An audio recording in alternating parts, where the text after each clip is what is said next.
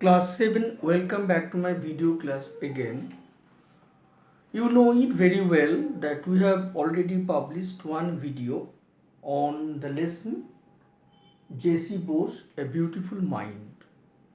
And in that part 1, I have discussed elaborately the textual part by reading, and after reading I have also solved the activities 1, 2, 3, 4 and 5. Today I am going to discuss unit 2. Okay, you must listen my video very carefully and also notice how I am solving the problems. Okay, regarding unit 2. Bose had invented several sensitive instruments. Bose বেশ কিছু সংবেদনশীল যন্ত্র আবিষ্কার করেছিলেন। Sensitive কথাটার মানে হলো সংবেদনশীল। তাহলে বোস ইনভেন্টেড মানে বোস আবিষ্কার করেছিলেন বেশ কিছু সেন্সিটিভ বা সংবেদনশীল যন্ত্র। One of them is the crescograph. তাদের মধ্যে অন্যতম একটি যন্ত্র বা ইনস্ট্রুমেন্ট হলো crescograph, which is used to measure the growth rate of plant। অর্থাৎ এই যন্ত্রটিকে ব্যবহার করা হয় উদ্ভিদের বৃদ্ধি কতটা হলো, অর্থাৎ রেট অফ গ্রোথ মানে উদ্ভিদের বৃদ্ধির হার পরিমাপ করা হয় যে যন্ত্রের সাহায্যে তাকে আমরা কি বলি crescograph. The instrument which is use to measure the rate of growth in plants is called crescograph. Through his experiments, Bose showed that plants behave in the same manner as human beings। এবং তিনি এই যন্ত্রের সাহায্যেই দেখান যে গাছেরও প্রাণ আছে এবং গাছ মানুষের মতো কী করে উত্তেজনায় সাড়া দেয় এবং গাছও কী করে মানুষের মতোই সংবেদনশীল এবং মানুষের মতোই তারা কী করে বিহেভ বা আচরণ করে। Although plants take longer to respond than animals, যদিও তারা প্রাণী অপেক্ষা একটু সময় নেয় রেসপন্স করতে, but they actually give response. They takes time but they give response like other creatures. He proved that plants are sensitive to heat, cold, light, noise and other external stimuli। এবং তিনি তার point ব্যাখ্যা করে বলেন যে গাছেরাও যথেষ্ট সংবেদনশীল কার প্রতি, হিট উত্তাপের প্রতি, কোল্ড ঠান্ডার প্রতি, লাইট আলোর প্রতি, শব্দের প্রতি এবং অন্যান্য বাহ্যিক উত্তেজকের প্রতিও তারা যথেষ্ট সংবেদনশীল এবং বাহ্যিক উত্তেজনায় তারা কী করে রেসপন্স করে বা সাড়া দেয়। জাস্ট লাইক হিউম্যান বিংস, মানুষ যেমন বাহ্যিক স্টিমুলাস বা উত্তেজক দ্বারা উত্তেজিত বোধ করে, ঠিক এখানেও তারাও কিন্তু বাহ্যিক উত্তেজকের দ্বারা উত্তেজনা অনুভব করে বা তাদের বাহ্যিক প্রকাশ তারা ঘটায়। বাই ইনজেক্টিং পয়জন, এমনকি বিষ দিয়েও কি করা হয়, ঠিক আছে। By injecting poison into a living plant, অর্থাৎ একটি প্রাণবন্ত বা জীবন্ত গাছের মধ্যে বিষ প্রয়োগ করেও যেমন তার আমরা অ্যাগনি বা যন্ত্রণা অনুভব করি।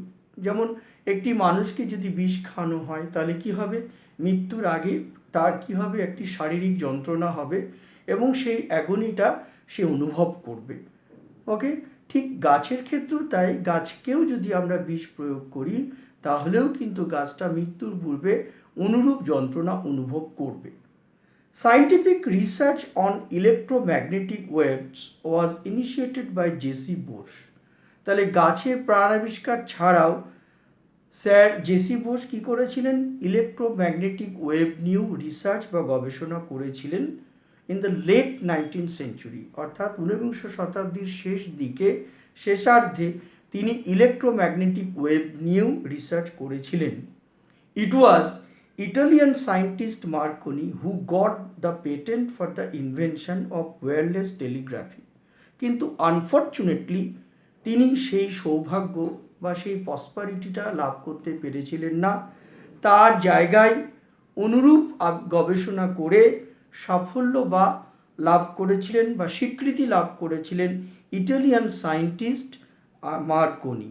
ওকে, and he got the patent for invention of wireless telegraphy. তাহলে ওয়্যারলেস টেলিগ্রাফি কি যন্ত্র আবিষ্কার করে ইটালিয়ান বিজ্ঞানী মার্কনি আর কি করেছিলেন, ইন্টারন্যাশনাল স্বীকৃতি, আন্তর্জাতিক স্বীকৃতি পেয়েছিলেন। বাট উই মাস্ট রিমেম্বার, কিন্তু আমরা অবশ্যই মনে রাখবো that Bose's public demonstration in Calcutta along the same lines happened much earlier. কিন্তু মার্কনি স্বীকৃতি পাবার অনেক আগে তিনি যে ইলেকট্রোম্যাগনেটিক ওয়েভ নিয়ে গবেষণা করেছিলেন এবং কলকাতার টাউন হলে তিনি শিক্ষিত সমাজের সামনে তিনি দেখিয়েছিলেন ইলেকট্রোম্যাগনেটিক ওয়েভের ইফেক্ট বা ফল কী। ওকে, কারণ 3টে কংক্রিটের ওয়াল পেরিয়ে কি হয়েছিল, 3তলার ঘরে সেই ম্যাগনেটিক ওয়েভ গিয়ে পৌঁছেছিল, তার প্রমাণ তিনি দিয়েছিলেন এবং সবাই তার প্রশংসা করেছিল। এই ঘটনাটা আমাদের প্রত্যেকের জানা আছে এবং এটা মার্কনির আবিষ্কারের অনেক আগেই হয়েছিল। কেমন? নেক্সট দেখো, instead of looking for commercial benefit for his invention, Bose made his invention public in order to allow others to advance further along the lines of his research. এমনকি তিনি কোনো রকম আর্থিক লাভ ওঠানোর পরিবর্তে তিনি কি করেছিলেন, তিনি তার এই গবেষণাকে জনসমক্ষে তুলে ধরেছিলেন যাতে অন্য কেউ এই বিষয় নিয়ে গবেষণা করে সফল হতে পারে বা বিজ্ঞানকে, পদার্থ বিজ্ঞানকে সামনের দিকে এগিয়ে নিয়ে যেতে পারে। However, Bose's place in history has now been re-evaluated. ওকে, কিন্তু বোসের এই ইতিহাস এবং তার এই গবেষণা নতুন করে মূল্যায়ন হয়েছে। The great Indian scientist was eventually crowned with glory. যাই হোক, এই মহান ভারতীয় বিজ্ঞানীকে কি করা হয়েছিল, স্বীকৃতি দেওয়া হয়েছিল, তাকেও গৌরবে গৌরবান্বিত করা হয়েছিল when he was awarded knighthood by the British government in 1917. অর্থাৎ 1917-এ যখন ব্রিটিশ গভর্নমেন্ট তাকে নাইটহুড বা স্যার উপাধি দিয়েছিলেন, তার মধ্য দিয়ে তিনি একজন বিজ্ঞানী হিসাবে আন্তর্জাতিক ক্ষেত্রে স্বীকৃতি লাভ করেছিলেন। He was also conferred many other awards. এছাড়া তাকে অন্যান্য পুরস্কারেও ভূষিত করা হয়েছিল, যেমন fellow of the Royal Society, তিনি রয়্যাল সোসাইটির ফেলো হয়েছিলেন।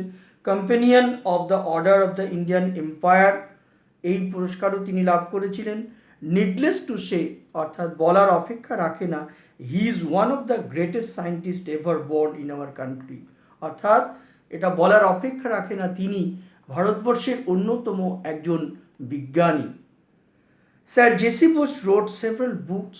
স্যার জেসি বোস অনেক বই লিখেছেন এবং পাবলিশড মেনি রিসার্চ পেপার, এছাড়া অনেক গবেষণাপত্র প্রকাশ করেছিলেন ইন লিডিং সায়েন্টিফিক জার্নাল, অনেক বিজ্ঞান পত্রিকায় তিনি অনেক গবেষণার পত্র প্রকাশ করেছিলেন।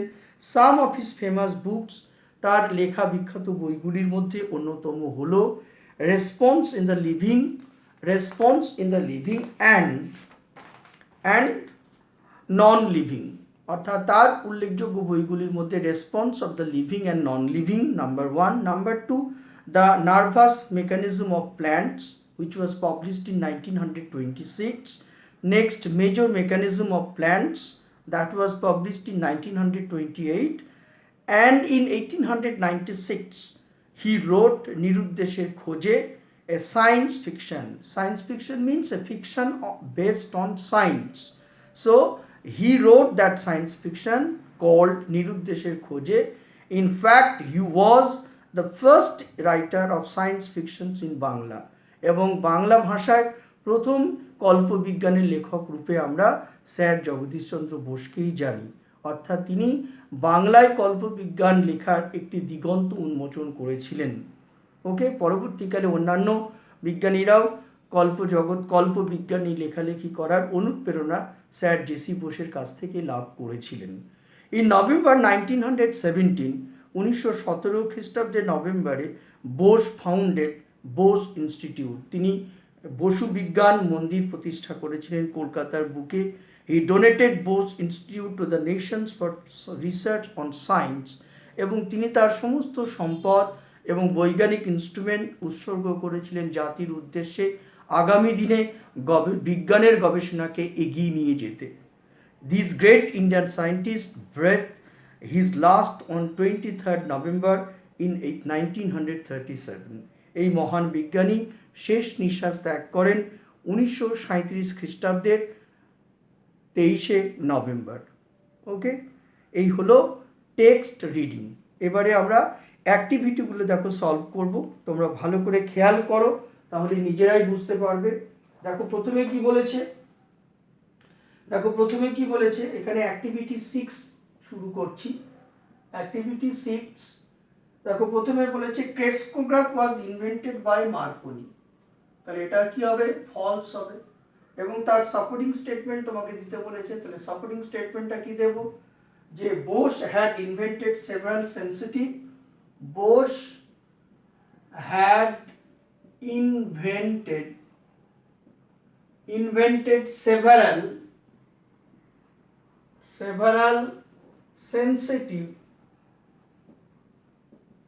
sensitive instrument, okay, one of them is crescograph, তাহলে এখানে ডট ডট দিয়ে তুমি ক্রেস্কোগ্রাফ পর্যন্ত, ক্রেস্কোগ্রাফ এই পর্যন্ত তোমরা লিখবে। ওকে, নেক্সট নাম্বার বি। নাম্বার বিতে বলেছে Marconi got the patency right for wireless টেলিগ্রাফি। This is true, কারণ তিনি স্বীকৃতিটা পেয়েছিলেন। তাহলে সাপোর্টিং স্টেটমেন্টটা কি হবে, Marconi got the patency right for the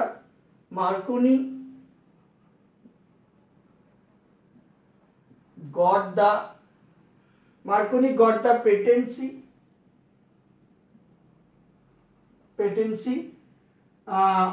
right, the dot dot দিয়ে আর কি একদম তোমার ওয়্যারলেস টেলিগ্রাফি পর্যন্ত লিখবে, wireless টেলিগ্রাফি।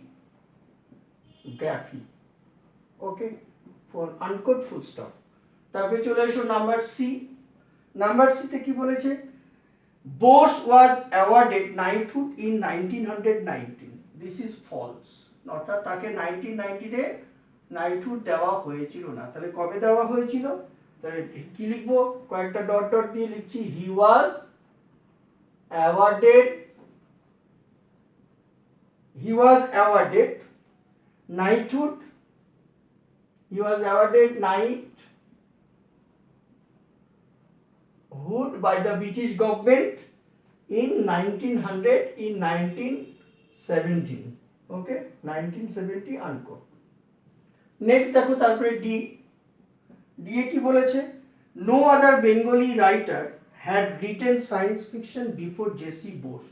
So this is a true statement, and the supporting statement is, in fact he was the first writer. In fact he was the first writer. In fact he was the first writer of science fiction. In fact he was the first writer of science fictions in Bengali বা in Bangla বা in Bengali লিখলেও চলবে। ওকে, নাও activity 7। এবার আমরা activity 7 solve করি। দেখো এবারে কি বলেছে, fill in the blanks with suitable textual information. Crescograph is used to, তারপর প্রথমে কি বলেছে, crescograph, CRES, crescograph is used. Crescograph কিসের জন্য ব্যবহার করা হয়, is used to measure measure the growth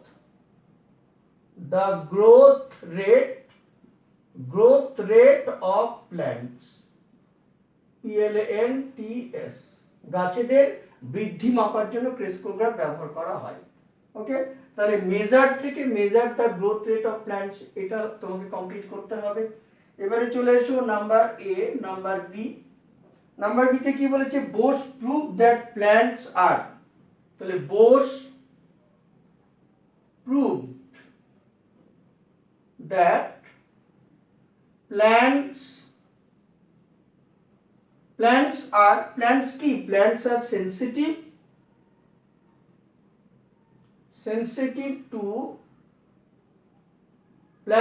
sensitive to heat, cold, light, okay, light, noise,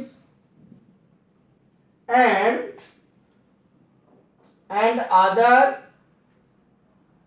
external stimuli, stimuli, okay.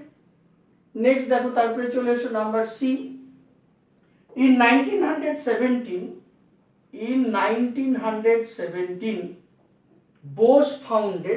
Bose কি প্রতিষ্ঠা করেছিলেন? বোস ফাউন্ডেড দি বোস ইনস্টিটিউট, তিনি বসু বিজ্ঞান মন্দির প্রতিষ্ঠা করেছিলেন। ক্লিয়ার? নেক্সট নাম্বার ডি কি বলেছে দেখো, Bose Institute was founded in, তাহলে Bose Institute was founded Bose Institute was founded in 1917, okay, at Bose's own house in Calcutta. Clear? In Calcutta. এই হলো তোমাদের 4টে শূন্যস্থান দিয়েছে, তাহলে কমপ্লিট হলো। এবারে আমরা কোশ্চেন অ্যানসারে চলে আসব। Let me erase the board first, then I will start activity 8.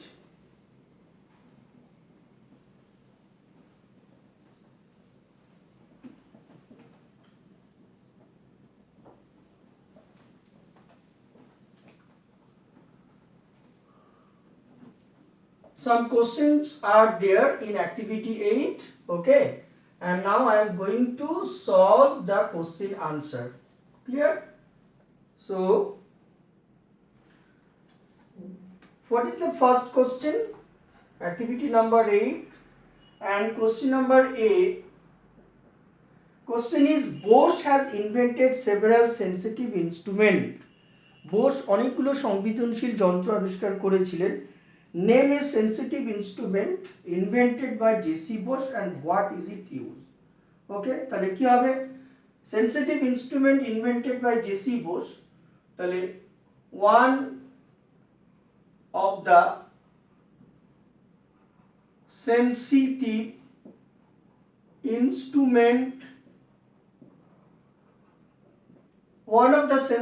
instrument invented by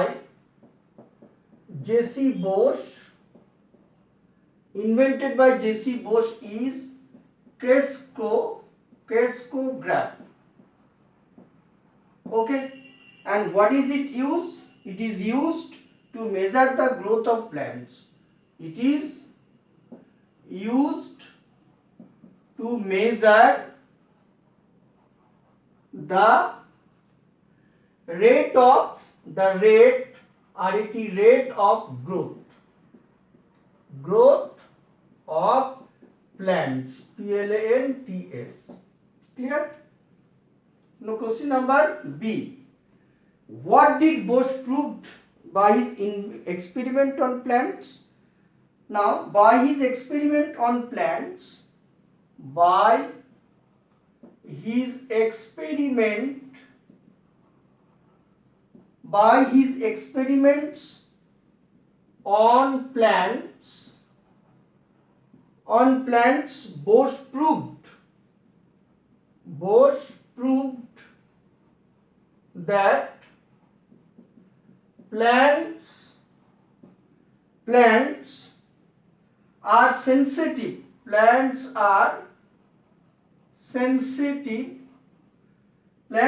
sensitive to heat,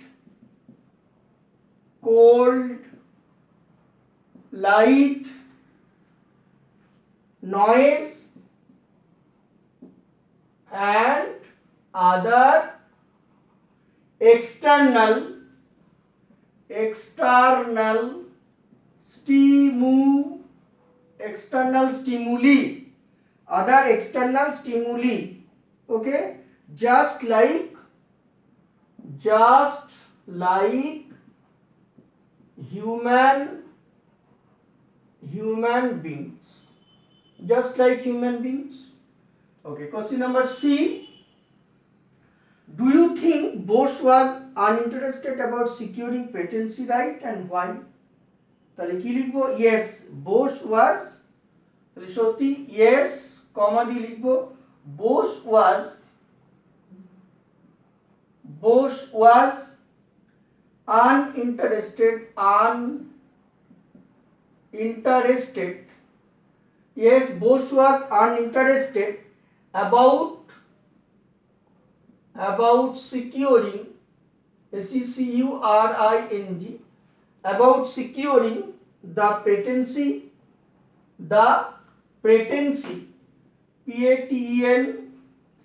patency right. Okay, patency right. now এবারে বলেছে why, কেন? ওকে, তাহলে কি হবে? Bose did not want any, Bose did not want any commercial benefit,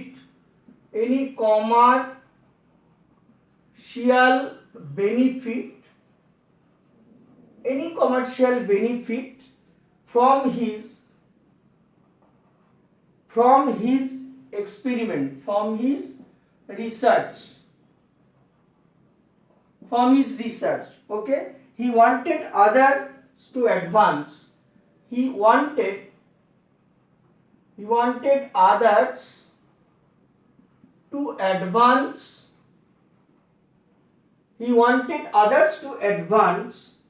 okay, along the line of his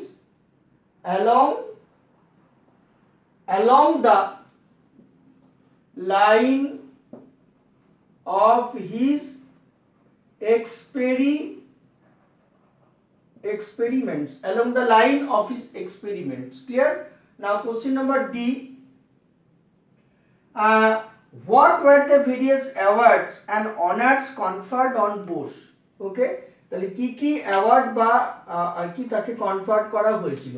তাহলে আমরা কি লিখবো? তাহলে লিখবো দেখো in 1917 অর্থাৎ 1917 খ্রিস্টাব্দে the British government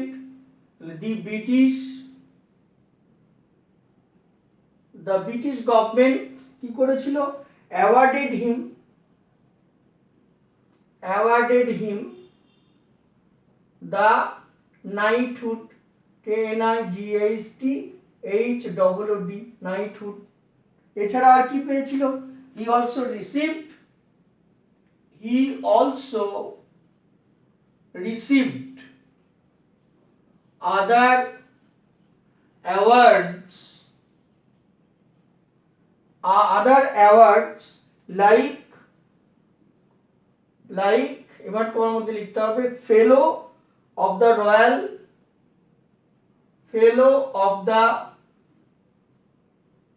Royal Society unquote, and আবার ইনভার্ট করার মধ্যে লেখো companion of the order,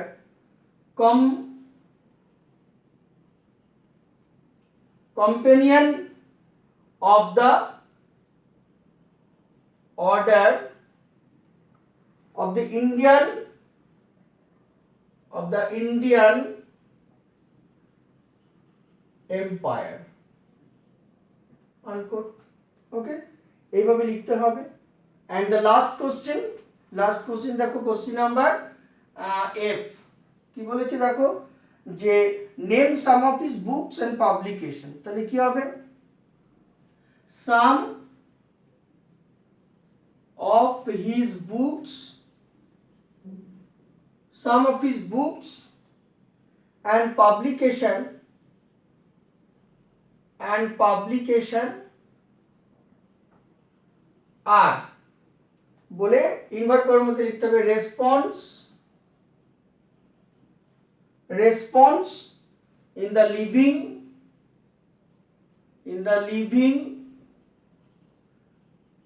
and non-living response in the living and non-living, the nervous mechanism of plants, the nervous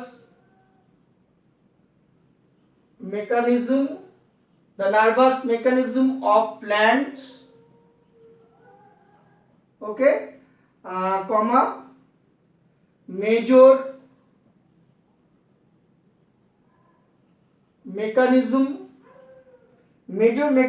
of plants, comma,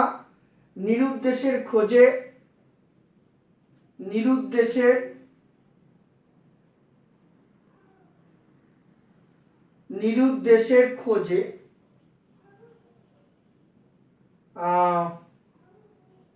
also he also published এর সঙ্গে লেখো he also published his research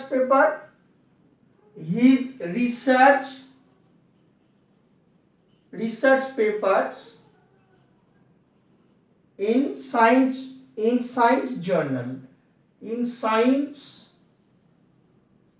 journal,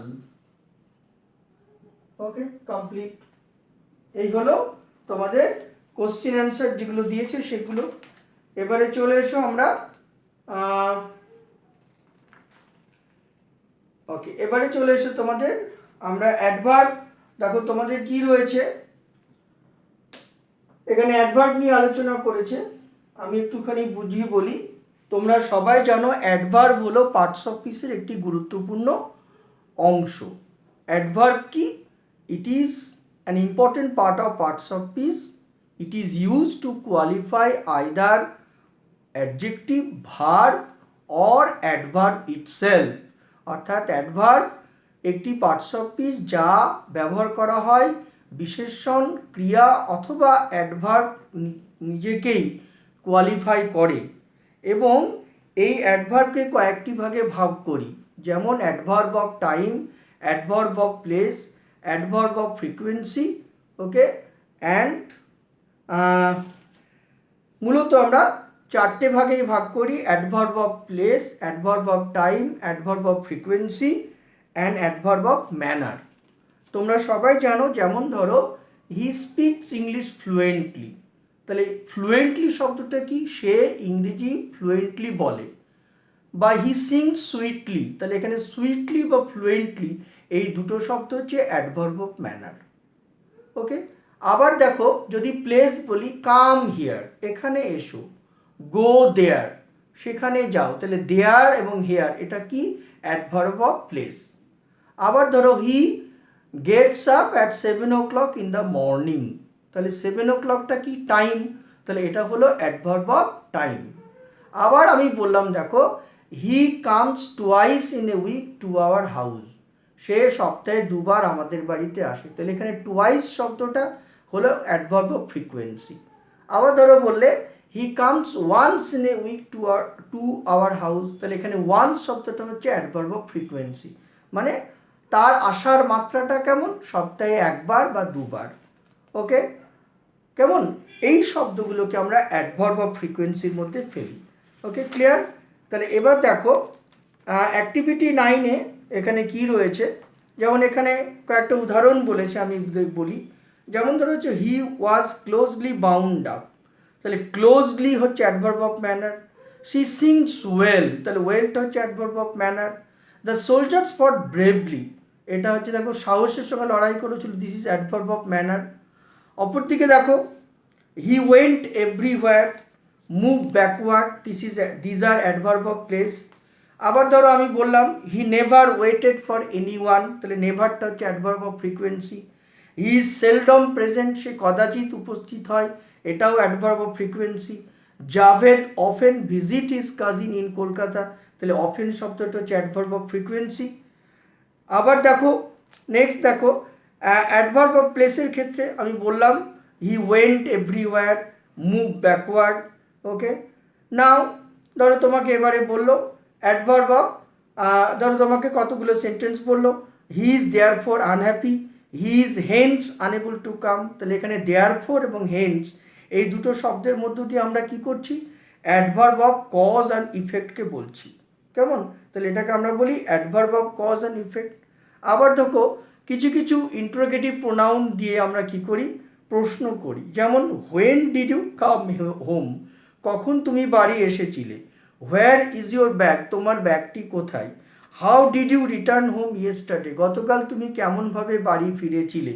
তাহলে এখানে দেখো relative pronoun বা interrogative pronoun যেগুলোকে আমরা বলি ডব্লিউএইচ ওয়ার্ড, সেই ডব্লিউএইচ ওয়ার্ড দিয়ে যখন প্রশ্ন করছি তাহলে তখন হোয়েন, হোয়ার এবং হাউ এই তিনটে শব্দই কিন্তু এখানে কি হচ্ছে, ইন্টারোগেটিভ অ্যাডভার্ব হিসাবে ব্যবহার হচ্ছে।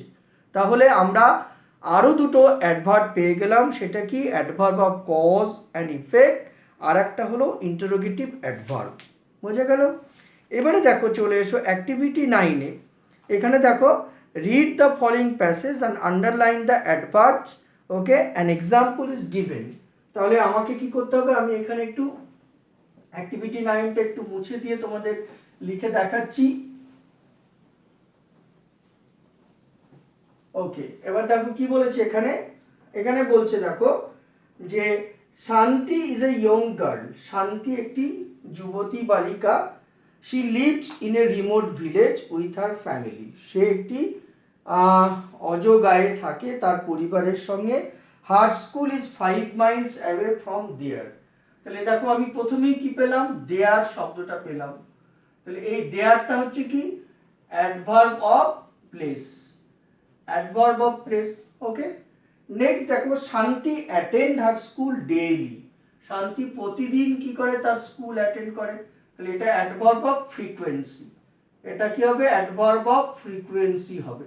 কেমন, কারণ সে প্রতিদিন স্কুল অ্যাটেন্ড করে। She stood third in her class in the previous examination. She believes that she can do better. এবার দেখো she is now concentrating on her studies more seriously. তাহলে এখানে দেখো নাও বলেছে, তাহলে নাও মানে এটা হচ্ছে অ্যাডভার্ব অফ টাইম। ওকে, আর সিরিয়াসলি SERIOUSLY এটা হলো অ্যাডভার্ব অফ ম্যানার।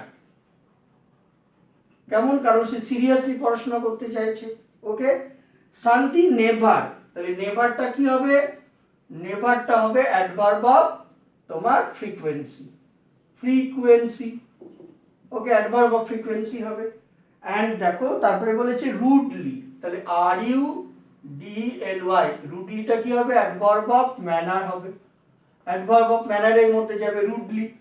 তাহলে she never behaves rudely with her classmates so they like her, she follows the teachers attentively।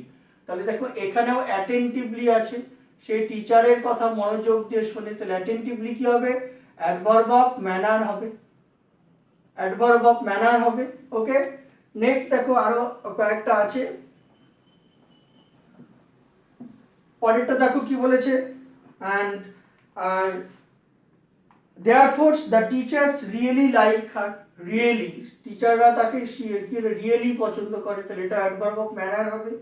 Okay, they often, তাহলে এখানে অফেন শব্দটা আছে, they often inquire whether she is facing any problem, তারা প্রায় খোঁজ নেয় তার কোনো সমস্যা আছে কিনা, তাহলে এটা হচ্ছে adverb of frequency, FREQUENCY, frequency হবে, কারণ অফেন শব্দটার মধ্যে দিয়ে মাত্রা বোঝাচ্ছে, অর্থাৎ মাত্রাটাকে আমরা বোঝাচ্ছি। নেক্সট বলেছে দেখো হোয়াই ডু মেনি টিচার্স, তাহলে এখানে হোয়াই দিয়ে কি হবে, এটা ইন্টারোগেটিভ, ইন্টারোগেটিভ অ্যাডভার্ব হবে, এটা ইন্টারোগেটিভ অ্যাডভার্ব হবে। ওকে, তাহলে হোয়াই দিয়ে আমরা কি করলাম, ইন্টারোগেটিভ অ্যাডভার্ব করলাম। কেমন, তারপরে দেখো পরেরটা কি বলেছে, পরেরটা বলেছে তোমার why do many teachers think that Shanti is the best girl in the class? It is because Shanti has faced the challenge of life bravely. তাহলে এখানে BRAVLY ব্রেভলি, তাহলে এটাও কি হবে অ্যাডভার্ব অফ ম্যানার হবে, কারণ সে সাহসের সঙ্গে জীবনের সমস্যাগুলোকে মোকাবিলা করছে। তাহলে এখানে ব্রেভলি শব্দটা হচ্ছে অ্যাডভার্ব অফ ম্যানার। এইভাবে তোমাকে অ্যাডভার্বের কি করতে হবে, ক্লাসিফিকেশনগুলো ঘটাতে হবে। নেক্সট দেখো অ্যাক্টিভিটি, এবারে 10 এবং 11। তাহলে অ্যাক্টিভিটি 10-এ দেখো কি রয়েছে, আমি এটা তোমাদের মুখে বলি। যেমন ধর এখানে বলেছে অ্যাডভার্ব, যেমন দেয়ার, ভেরি, ফার, মোর, এই শব্দগুলো actually indicate the place where the action happens. Okay, next দেখো নেভার, অফেন বা অলমোস্ট, এটা কি indicates how often something happens. Therefore, so, next হচ্ছে দেয়ারফোর সো, এই দুটো শব্দ কি করে, it indicates why the action is perform. Next দেখো bravely, rudely, attentively, they indicates how or in what manner the action is performed, and why দিয়ে it is used to ask a question।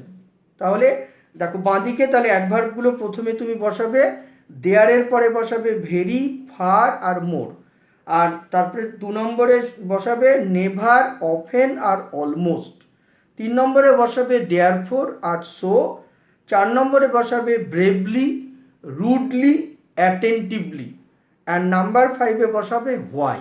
বুঝে গেল? এবারে চলে এসো আমরা activity 11 solve করব। এখানে কিছু ডিগ্রি অফ কম্প্যারিজন রয়েছে। হ্যাঁ, আগে আমরা বোর্ড মুছে নিই, তারপরে আমি দেখাচ্ছি।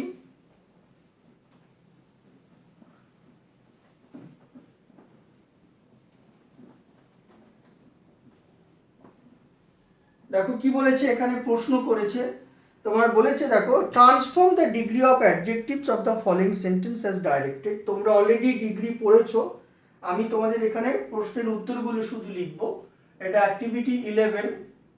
প্রথম প্রশ্ন দেখো নাম্বার এ, বলেছে প্ল্যান্টস আর সেনসিটিভ অ্যাজ অ্যানিমালস, এটাকে কম্পারেটিভ ডিগ্রিতে কনভার্ট করতে হবে। তাহলে কি লিখবো, অ্যানিমালস আর নট মোর, তাহলে animals are not more sensitive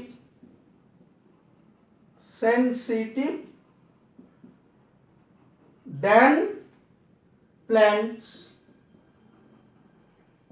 এরকম লিখবো। ক্লিয়ার?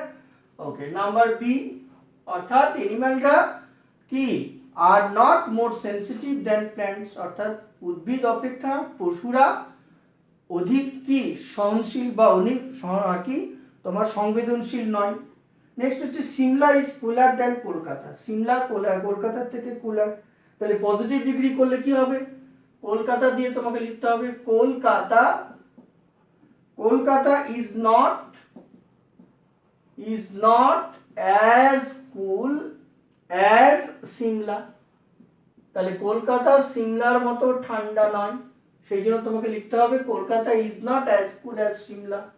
নেক্সট নাম্বার সি, দেখো Umesh Yadav is the fastest bowler in the Indian cricket team, এটাকে কম্পারেটিভ ডিগ্রি করতে হবে। তাহলে কি হবে, উমেশ যাদব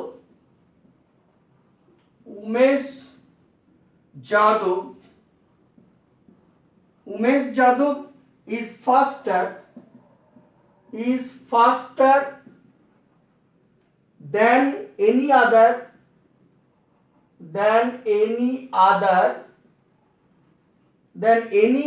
bowler, BOWLER, এখানে বোলার বানানটা হচ্ছে BOWLER, bowler in the Indian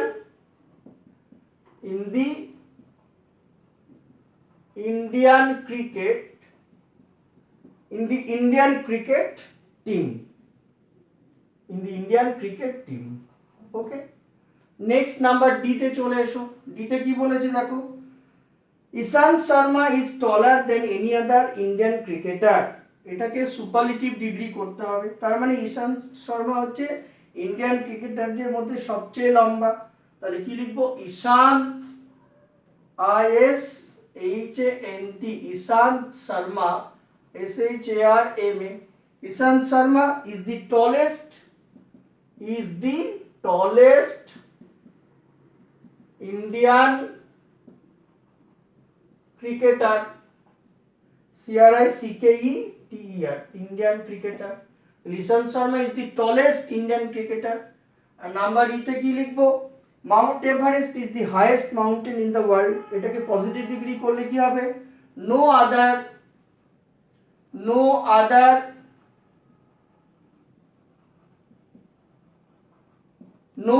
mountain in the world no other mountain in the world is as